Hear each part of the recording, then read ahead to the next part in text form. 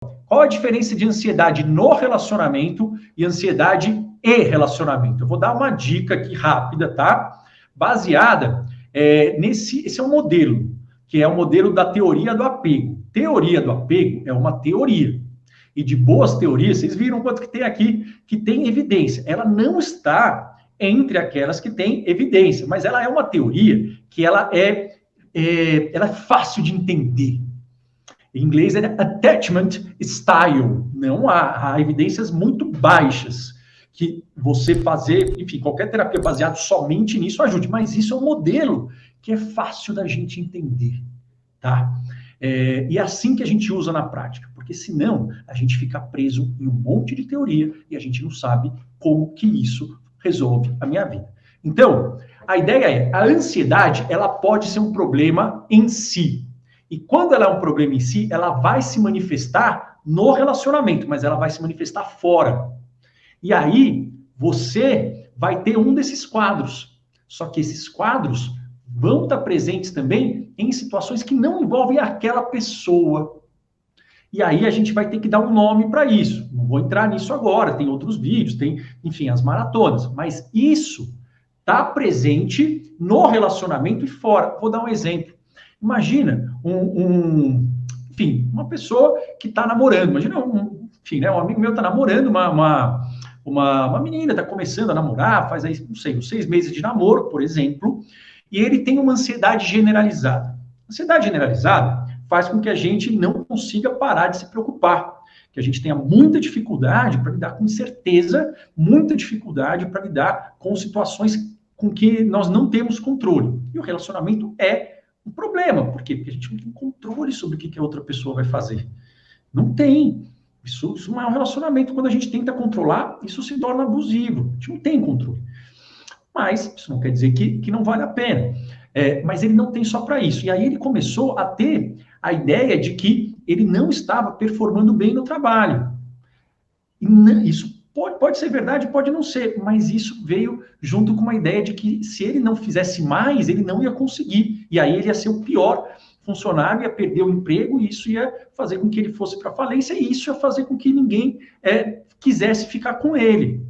Isso é uma coisa muito comum no TAG, que é uma preocupação lá catastrófica. E aí, o que a pessoa com TAG às vezes faz? Não entrem nisso agora, qualquer exemplo. Ela às vezes tem uma evitação, mas às vezes ela tem uma hipercompensação, que é o quê? Ao invés de pensar, organizar, ele começa a trabalhar loucamente. Ele assume, enfim, uma série de horários que ele não podia. E aí ele está ligando menos para ela, ele está mandando menos mensagem. Aí, o que ela pensou se ela tiver uma ansiedade do relacionamento, que seria um apego ansioso? Apego ansioso, todo mundo tem.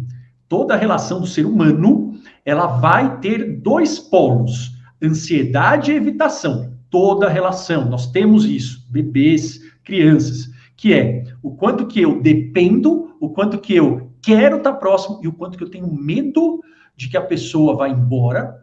Isso não é errado. O errado é você ter esse medo influenciando o tempo todo, ou você não ter a confiança. Você pode ter confiança e não querer que a pessoa vá embora também. Mas o quanto que você tem um receio e você faz de tudo para ficar junto, o quanto você tem medo de fazer isso e evita, porque você não quer ser dependente, você quer a sua independência. A gente sempre tá, isso todo mundo, tá? Entre conexão e independência. Crianças fazem isso, né? Meu filho tinha, isso é muito fofinho, eu fui vendo que a gente aprende teórico, na prática ali, você vê, filho é um negócio que não é nem muito racional, são coisas primitivas. Mas eles têm isso, que você vai ensinando, ele tem, todo mundo tem. Você vai ensinando a fazer alguma coisa, você quer que ele pede a sua ajuda, só que chega uma hora que você está dando, ele fala, não, eu faço, né? Para comer, para fazer algo, para fazer uma brincadeira. Só que às vezes também, se você vai embora, ele vai atrás. E aí é todo mundo.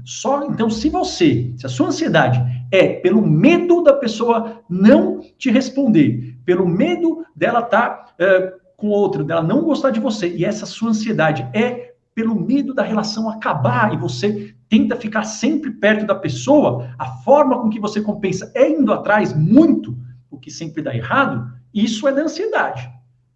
Desculpa, isso é do relacionamento.